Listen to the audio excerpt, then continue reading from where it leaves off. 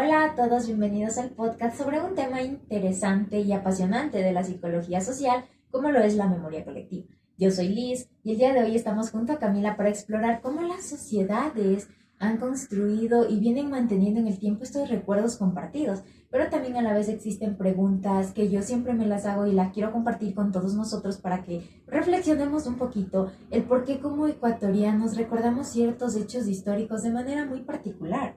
¿Por qué? Así es, Liz. La memoria colectiva es como un pegamento invisible que lo que hace es unir a las comunidades a través del tiempo. Cómo estas culturas, cómo comparten estas culturas, costumbres y tradiciones.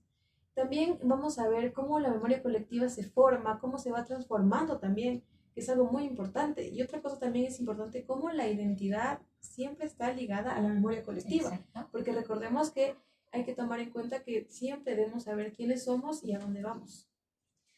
También algo importante aquí es qué es la memoria colectiva como tal. Tenemos aquí al Hallwatch que nos dice que la memoria colectiva son estos recuerdos de los grupos sociales, pero no solo recuerdos personales, no solo son recuerdos de Liz, no solo son recuerdos de Camila, sino solo son recuerdos un poco más profundos que lo que hacen es enraizarnos, darnos raíces para que nosotros sabremos de dónde somos y a dónde vamos. Exacto, Cami. Un ejemplo aquí podría ser lo que pasó en 1999, lo que fue el feriado bancario, lo que quizá muchos recuerdan aún, porque no fue uno de los mejores momentos, sino fue un momento bastante doloroso y caótico para el país, sobre todo la historia económica. Y no solo se trata de este colapso financiero que se dio, sino más bien fue esta secuela, este daño, esta crisis que provocó a partir de este momento tan triste del país, que muchas familias tuvieron que dejar su hogar para migrar a otros lugares, para quizá cubrir necesidades básicas de sus familias. En el mejor de los casos quedaban sus hijos al cuidado de familiares, pero no todos tenían esa posibilidad o ese privilegio de dejar a sus hijos con alguien de confianza, sino los dejaban solos o los dejaban con vecinos, pues que no les aseguraba de que sus hijos iban a estar bien cuidados. Es verdad, aquí podemos ver cómo este evento trágico para muchas familias ecuatorianas se convierte en una memoria colectiva, porque no es solo un hecho aislado, sino que nosotros como ecuatorianos que lo vivimos, le damos un significado a este hecho y esto es lo que va a crear lo que somos nosotros, nuestra existencia también.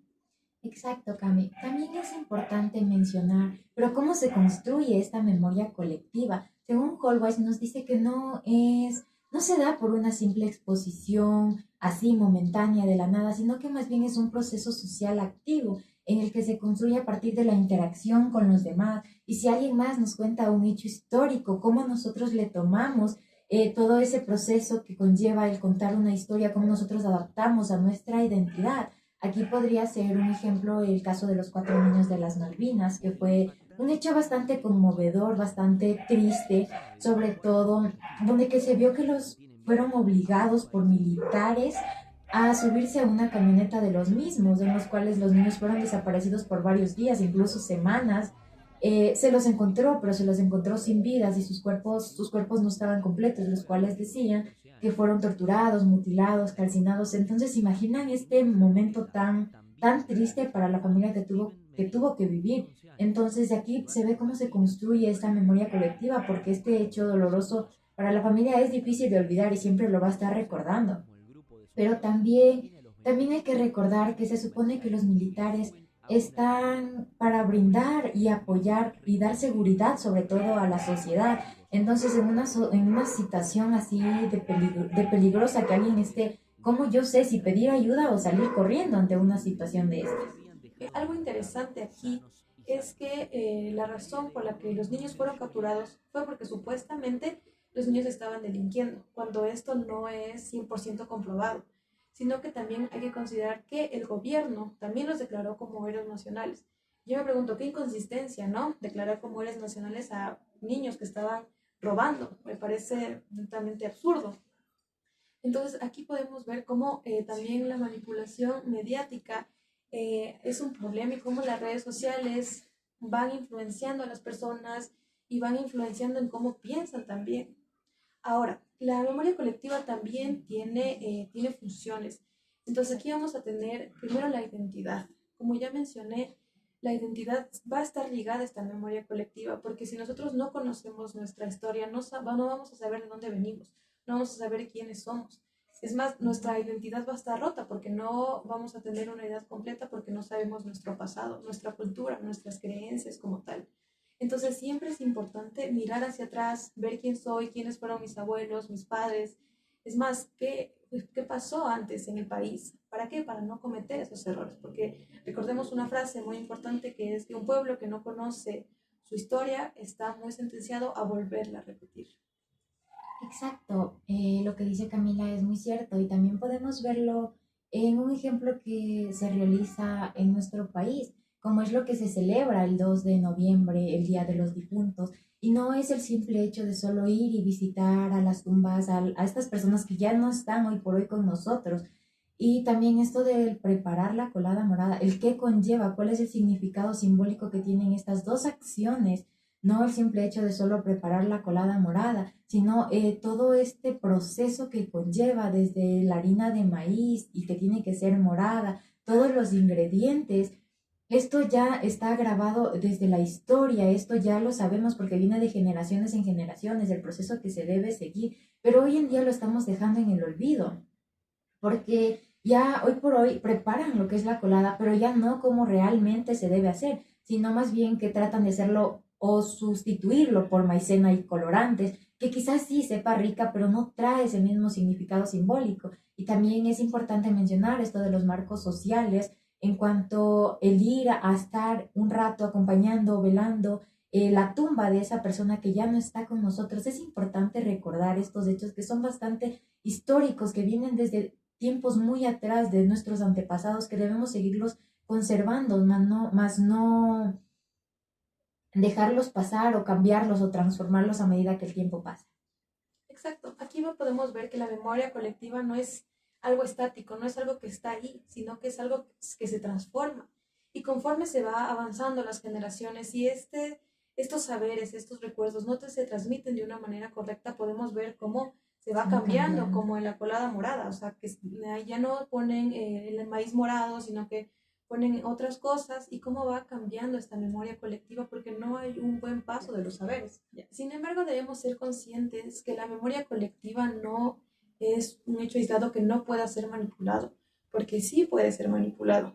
Vamos a ver cómo esta memoria colectiva puede ser manipulada por los gobiernos, por las clases sociales altas, entre otras cosas.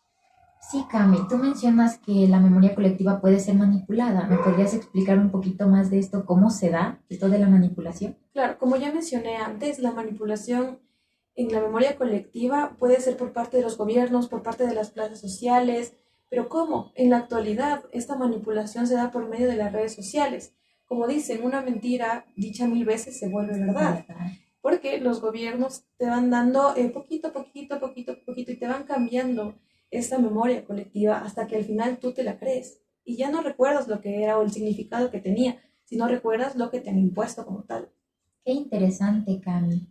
Y un ejemplo de esto podría ser, no sé si estoy mal, tal vez lo que pasó en el 2019, el paro que se sucedió, que prácticamente aquí los medios de comunicación se encargaron de construir narrativas totalmente diferentes de la realidad, con fines persuasivos, con fines propios de ellos, pero no llegaban a la sociedad como tal a decir la realidad de lo que estaba pasando, sino que con tipo fantasías, negando, ocultando la realidad que pasaba. Exacto, Liz.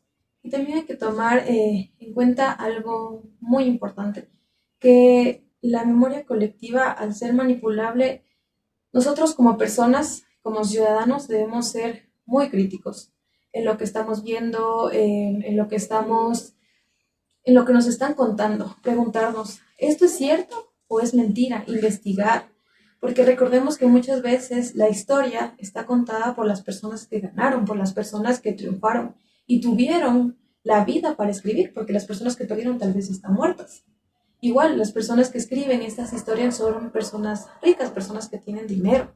Entonces siempre hay que tomar en cuenta eso, ver un poco más allá, ver las historias locales. ¿Qué dicen los locales? ¿Qué es lo que dicen? A ver si la historia se parece a las historias que nos está mostrando el gobierno o las clases sociales altas. Un excelente punto, Cami. Bueno, pues esto nos ayuda a nosotros como ciudadanos a reflexionar sobre las responsabilidades que tenemos de pertenecer a esta sociedad para poder construir una memoria colectiva en la cual sea más firme, sea más inclusiva y sana para nosotros como sociedad. Exacto, nosotros como ciudadanos tenemos que comprometernos a saber de nuestra historia, a saber qué es lo que ha pasado antes, para no volver a repetir esos errores como país, para poder crecer, poder darles un futuro a las generaciones que vienen, porque si como ciudadanos, como país, seguimos teniendo los mismos errores que antes, entonces no vamos a avanzar y no va a haber ningún futuro para las generaciones que vienen.